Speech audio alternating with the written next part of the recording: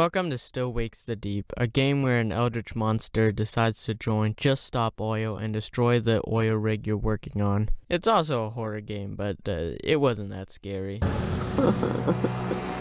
So let's just get right to the video. After some long dialogue, of which I'll summarize as Wife gone. Think about wife.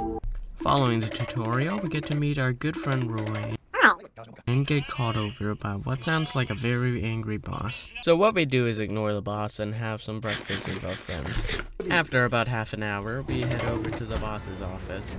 Seeing where this is going, I leave some kind words. I hope you die. I get quickly fired and begin making my way to the helipad to leave the dump floating in the sea. The eldritch horror finally decides to start shaking up the place. And of course, one idiot decides to fall like an absolute beta, unlike the alpha still standing. Wrong game!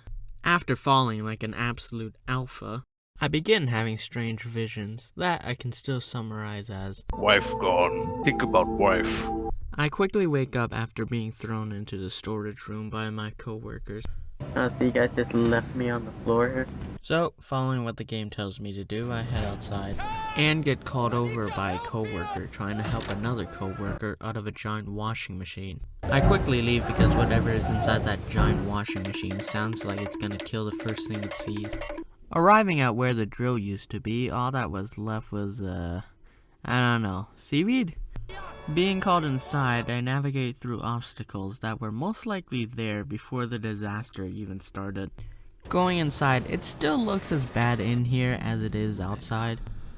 Entering still water, I hear screams from what most likely is a monster.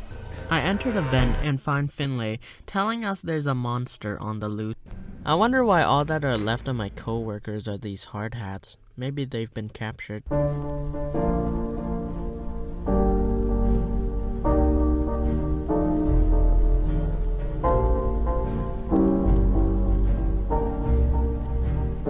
Passing by the amalgamation of my co-workers, there's an increase of blood in the area, so there's most likely going to be a chase scene soon. Arriving in a room with more still water, I immediately hop in a locker after hearing the screams of something in pain and ready to kill anything it sees. I exit the locker and enter the still water, trying to find an exit from the monster I haven't even seen yet.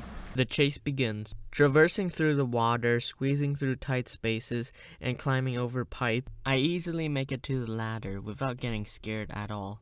Why? Need hiding spot. Nowhere to go.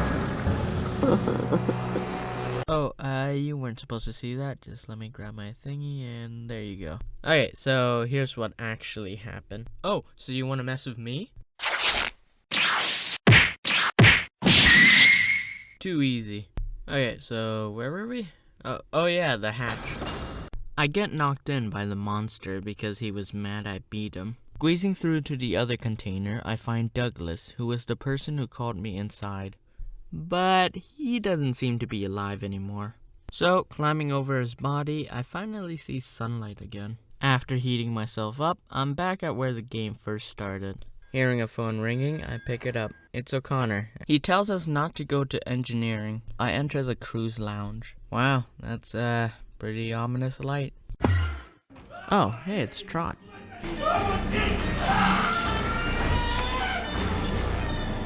We'll probably have to deal with him later. I head into the galley and find our good friend Roy again. He tells us that he saw something on the deck. So I tell him to wait here while I go and secure a lifeboat for us to escape.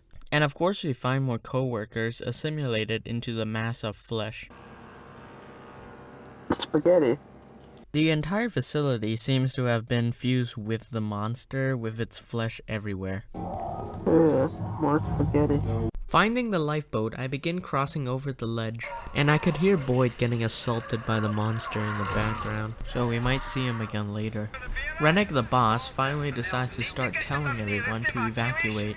After passing by more obstacle, I finally reach the lifeboat. After reading the instruction, I start getting the lifeboat ready for deployment. Pulling out the 2 safety pins, the last thing we'll need to do is pull this lever that will bring the lifeboat into place. Then we'll just have to go pick up Roy boy.